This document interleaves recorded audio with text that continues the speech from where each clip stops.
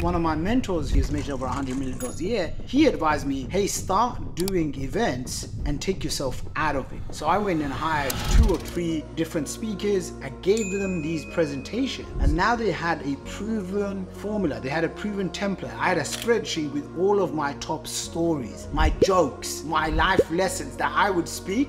So a speaker would get on stage and literally use some of my jokes and even my stories and endorse me as a third person, and they could run it. And we was doing events in multiple countries at the same time, making $300,000 to $600,000 a weekend.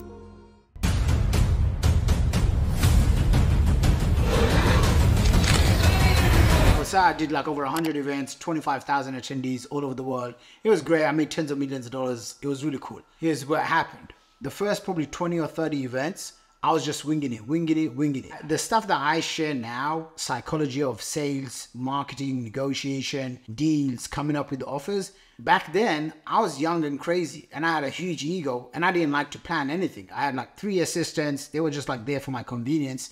I didn't really spend much time. Like something happened, I can't remember what it was, but it was something really bad. I think we did this one campaign where we spent like 60 or 70 grand. You know, it didn't produce the ROI, and my team, I had like 55 people on my staff to 8 to 10 people on my events team, and they were kind of mad. I used to travel from like Singapore to Toronto, like non-stop. I've been to Singapore like 50 something times. So imagine how many flights and hotels I've stayed in, and I would travel. And then one day I remember just getting so angry with myself. I was like, well, fine, I'm going to script it. And that was the biggest game changer ever. Why? Because here's what happened.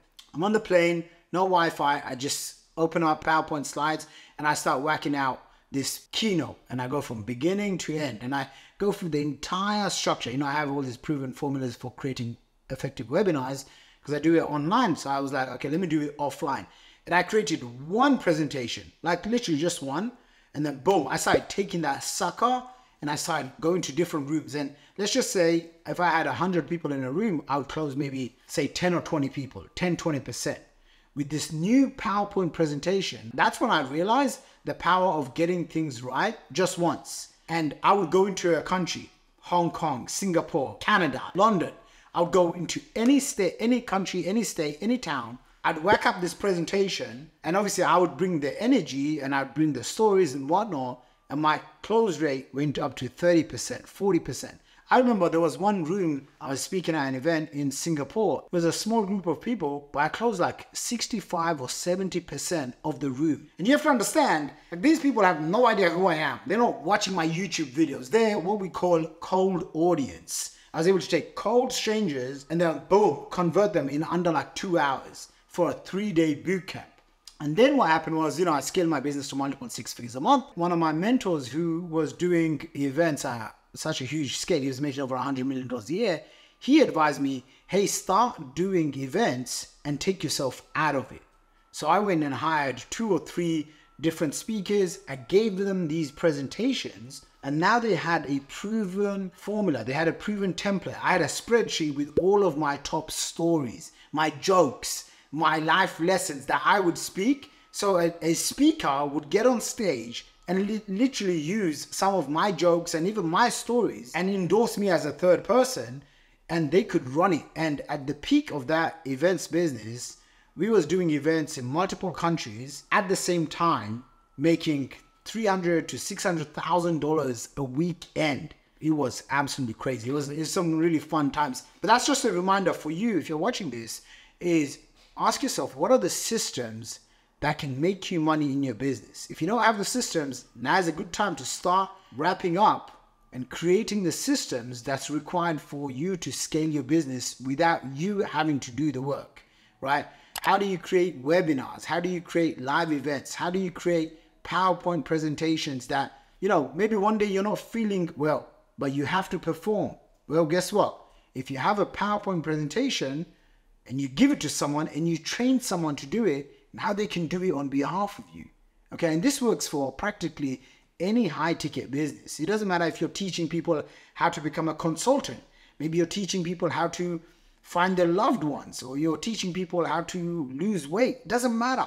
As long as it's a high ticket program and you know your numbers, and you're able to, because when you're doing live events, what tends to happen is if you have a team that's flying in, that's a big cost. Hotels are another big cost. In London, you can hire a hotel for like a few grand, but in Hong Kong, hotels would set you back 20, 30K. My advice is if you're wanting to get into the events business, make sure you craft a signature story of who you are, how you can help people, what you've done in the past, and what you're planning to do.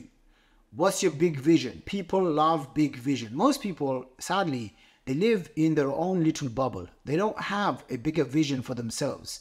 I mean, this is why, like even in my 20s, even in my 30s now, when I'm coming up with brand new businesses and companies, I'm always thinking, okay, what's a big vision that I can create where I can attract talent and I can attract people to come and work for me? I mean, I was in my early 20s when I ran one of my multiple 8-figure businesses, right? I had 55 staff, thousands of clients all over the world. And it was practically because I was on this big mission with that brand that I was leading back then. And so ask yourself, what sort of vision can you craft for the people? And then also know your numbers, right? People make this mistake of like, I want to do this event because I want to just like invite a bunch of people and I want to have a good time, okay? Sometimes my wife will say that. And I'm like, it's hard to put people in a room, in a physical room. Think about how distracted they are online. Now you're trying to get them offline. So you have to have a compelling offer. You have to have a compelling story. You have to make sure that you know your numbers. Because if you're spending, let's just say, pick any city, right? Like Chicago, Toronto, London. An average hotel is going to be at least 500 to £1,000 a day, okay? You hire that for, let's say, 3 days. Now you're $3,000 down.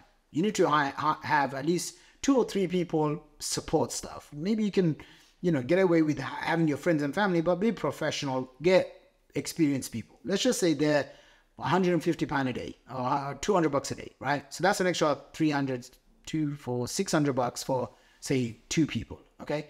Now you're like, oh, you know what? There's going to be 10 people or 20 people coming in. I want a photographer. I want someone to take videos, right? And by the way, it's a great thing. Why? You can do an event and you can create weeks, months of video assets. So it's all an investment, right? It's just the lens that you look at it. So then what you would do is you would now you're down, let's just say $4,000. Now, when you're doing an event, people do expect tea and coffee and all of this stuff. And hotel stuff is not cheap. This is not your $2 coffee. They charge. So because they charge on each delegate coming in, blah, blah, blah. Let's just add on $1,000 for that. Now you're down like $4 or $5,000. Okay, so let's just say you're down $5,000 to put an event on for, say, 20 to 30 people. You don't want to do it free because then you're going to attract all the freebie seekers. You want to make sure that you have some sort of qualifier. Hey, is it going to be $100? It's going to be $1,000. You want it to be paid so you attract ideal prospects where you can offer them advanced programs. If you don't have an advanced program, this is the time where you need to get your journal out and start crafting. How do I create an offer? Maybe it's 5K, maybe it's 10K. Because if you have, say, 10, 20, let's just say you're going to have 30 people in the room. People are coming because they also have as much as they say they want to learn something, they want to gain something, they also have pain. And the only way you solve people's pain is by offering them solutions. And how do you get those solutions? You have to charge them for it. Most of the time when you're making free stuff, like why am I making these YouTube videos and giving away everything for free? I hope you're not one of them, but for 99% of those people that watch it, look, this is my best stuff. They ain't gonna do much with it. So I'm only looking for that 1% of people that are gonna watch these YouTube videos and then say, hey, you know what? How can I work with you further? And we have different options. But for the majority of the people, if you're watching this, just take this and run with it, right? So if you're wanting to get into the events business, know your numbers, know how much you're willing to spend to get each person in the room. When I used to do the events business, we used to spend around $300 to $500 to get each front-end customer. And on the back end, each customer, let's just say we had like 50 people in the room. Each person, we would do attendee per head. That basically just means like how much revenue you would make at the end of 3 days per head. It would be anywhere from $3,000 to $10,000. So if I had 50 people in a room, the minimum I would walk out with is $150K on the low end. On the high end, it would be $500,000 to $600,000. Okay? If you're not doing events, add it into your marketing arsenal. don't do it too early. Some people, they just want to do it for the sake of doing it. I have seen lots of guys, lots of ladies lose their shirt because what tends to happen is, especially if you have a giver's personality and you're like sweet, caring, kind person, which I hope you are if you're watching this. What tends to happen is you do this event and then you're like, oh my gosh, I have, what's that term? Camaraderie? Or camaraderie? All right. Like you start making friends, and the whole purpose of doing these events is to build a business, to make money. But then I've seen this more times with, unfortunately, ladies actually, okay? They do these events and they have a good time and, you know, they spend 5 or 10 grand and, there's no sales. But because they felt so good, they do it again. Now, if you do that 5 times and you drop 50 G's, that's going to hurt. Instead, what you want to do is craft an offer. Make sure that the offer is valid and it's selling online. Okay, you're making money online, you know, using the formulas, copywriting formulas, get ADA formula, you know, getting attention, getting interest, building up the desire, getting people to take action. Get that really dialed in because it's free. I mean, most things when you're posting on social media, it's free. So get really good at that and then invite those people into a live event. And let me tell you this because I have experience doing 100+ events. And I'd like to say I'm the poster boy for making every single mistake there was in the world around live events, okay? I would do the most craziest things, impulsive things, like just crazy. And I'll just give you one example of crazy. Sometimes we would spend, say, $20,000 per weekend, per event, per location. So like, let's just say we would hit Canada for our Wealth Academy event tour. We would hit Toronto, Vancouver, Montreal, all in the same weekend.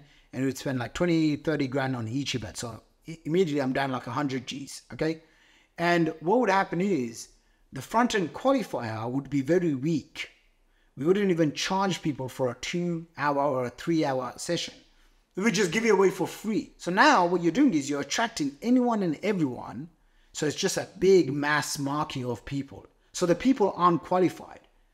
Now, when I'm planning to do the events again, I'm just going to give you a sneak peek, is because I'm going to have books. I'm going to have YouTube videos like this that's going to educate my prospects. So when the people come into my live events, they've bought some of my digital courses. They've bought and read my books. Is that person going to be a lot more qualified? Yes or no? And what you want is you want to host events with qualified people. You don't want to get them in the room and then qualify them. I wish someone told me this when I was getting started because it would have probably saved me at least $10 million. Okay, that's how much I've lost attracting the wrong people in my rooms. So if you like videos like this, make sure you hit like, subscribe, comment what your thoughts are, and share this with someone who's wanting to host live events. Maybe they learn a thing or two. I'll see you in the next video.